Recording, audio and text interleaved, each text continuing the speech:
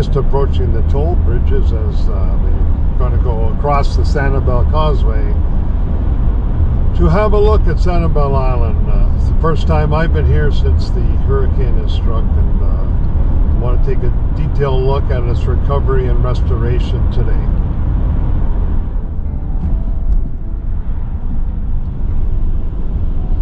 Here, this must have been an area that was washed out.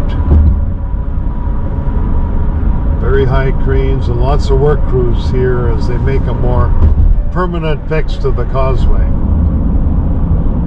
Certainly well under construction, and it's amazing how quick they fixed the causeway for the 6,500 residents to use it again only 15 days after Hurricane Ian hit on September 28th. Wasn't supposed to reopen until the end of October, but they were done a couple of weeks early. What a massive restoration effort that was. Here we come on to Sanibel Island, and let's continue and check out the recovery and restoration of Sanibel. I'm over on Sanibel Island, standing in front of the visitor center, which is obviously not open yet, and this is where we're going to begin our tour of Sanibel Island to look at the recovery and restoration of the island since Hurricane Ian struck here on September 28th and severely devastated this island.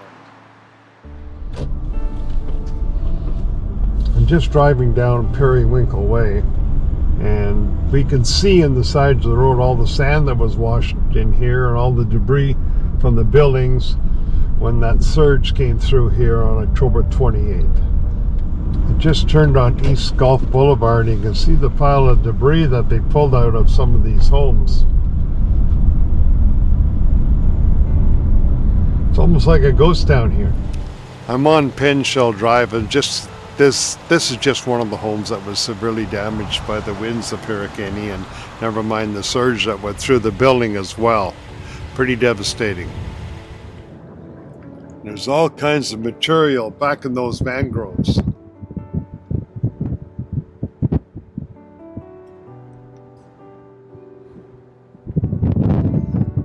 It's certainly going to take a long time to restore this island.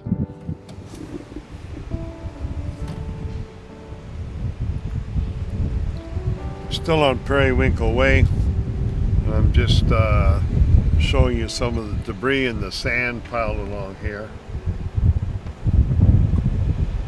Another popular restaurant here, the Lazy Flamingo. Again, the building is still up, but inside, of course, is undergoing a total renovation. There's just some of the debris they've had to pull out of the Lazy Flamingo. This would be a very good seafood place where we used to eat at. Here in front of the Dairy Queen on Periwinkle Way, and like most buildings, this structure is still up, but it's getting renovated inside. But looks like the owner is ready to sell it and not going to reopen. I came for breakfast at one of the few places open here on Sanibel so far, and this is Jerry's restaurant and food store.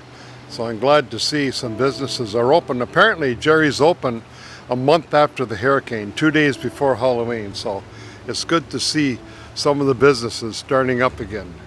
Just off Periwinkle Way, I found this large dump where they've been putting a lot of the debris they've gathered from all the homes and businesses that have been devastated. So it's quite a pile they got here so far.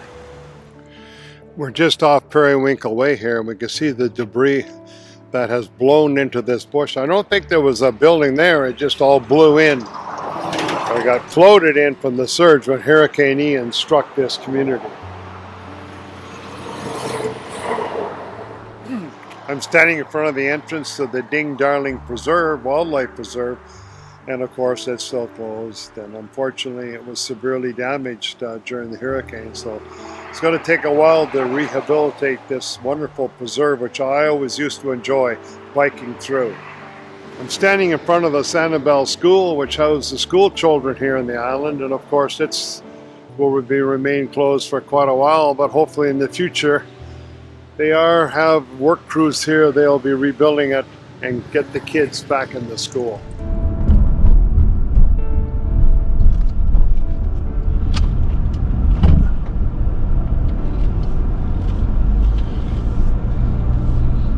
No use coming to any beaches on Sanibel. They are all closed, obviously, while the debris cleanup is going.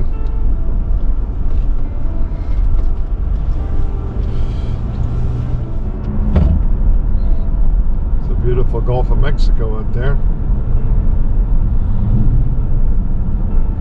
Look at all the sand that was washed ashore here.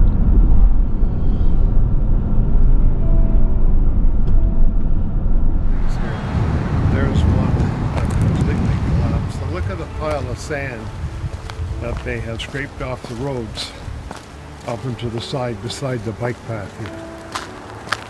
What a wave of destruction. The north end of Sanibel Island, we can see where they are gathering all this debris into piles, and the debris trucks are here to remove it.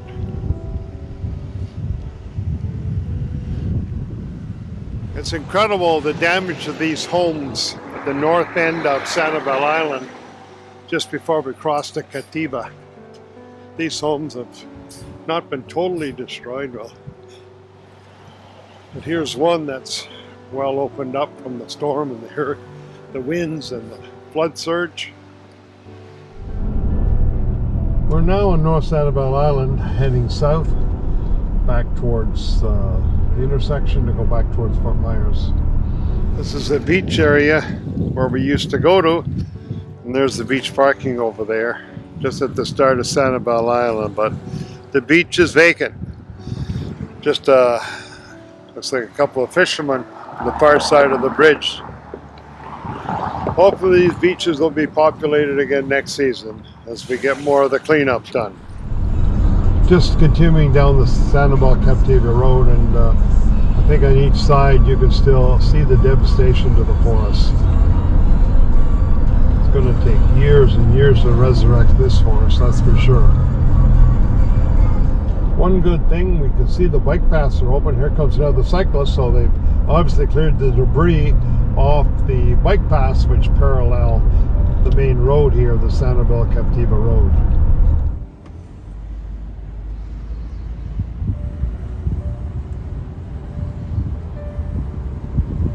More debris just along this Middle Gulf Drive, just across from the Gulf of Mexico.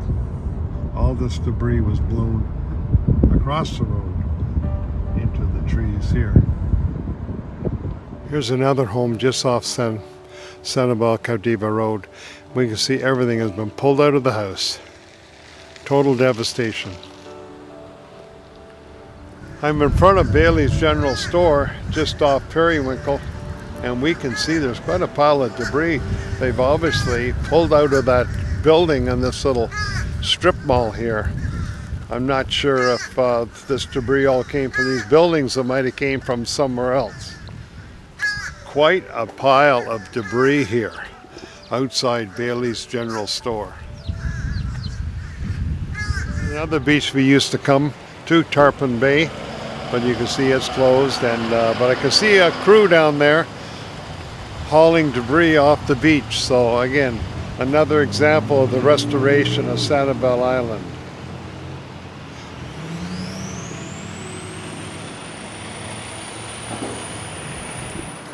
Here's some debris trucks in action, picking up all the debris along the West Gulf Coast Drive, all part of the restoration process.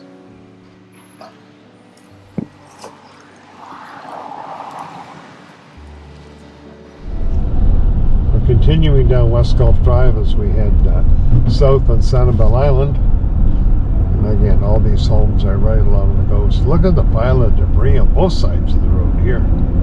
Almost looks like they've had to tear some buildings down too, obviously. Pretty devastating. Hey, glad to see machinery in here, because we know the restoration's happening. Look at this pile of debris here. Holy jumpins.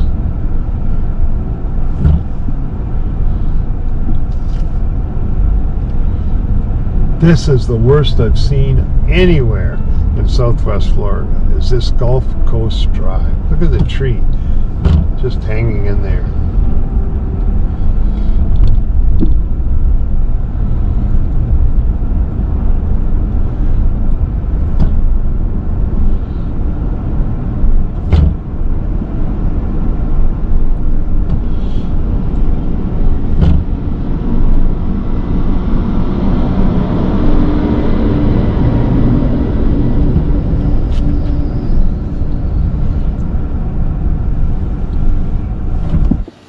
just along West Coast Drive here, and you can see this one bent home.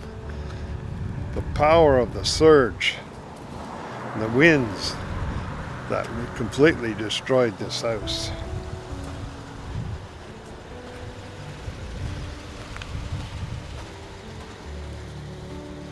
Now next door is a cement block structure, so it's a newer one.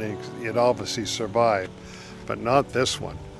This is totally devastated, this home. It's one of the more severely damaged houses I've seen.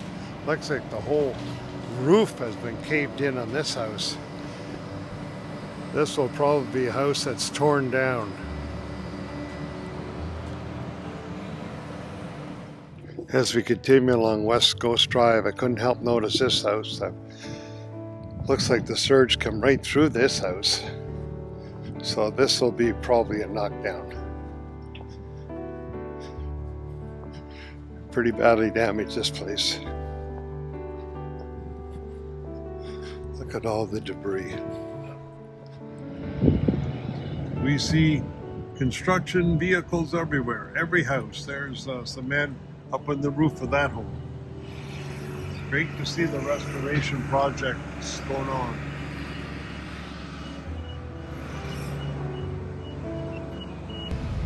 There are all kinds of companies over in Sanibel Island, and here's a national disaster team, Belfour.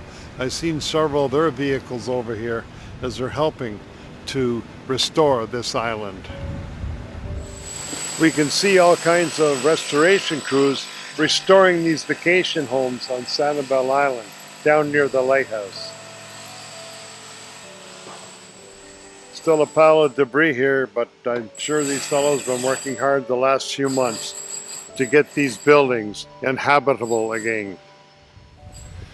You can see the top of the iconic Sanibel Lighthouse in the distance that stood the wrath of Hurricane Ian. It lost one of its legs, but it's still standing as a symbol for Sanibel to rise again, just like it stood standing after the hurricane.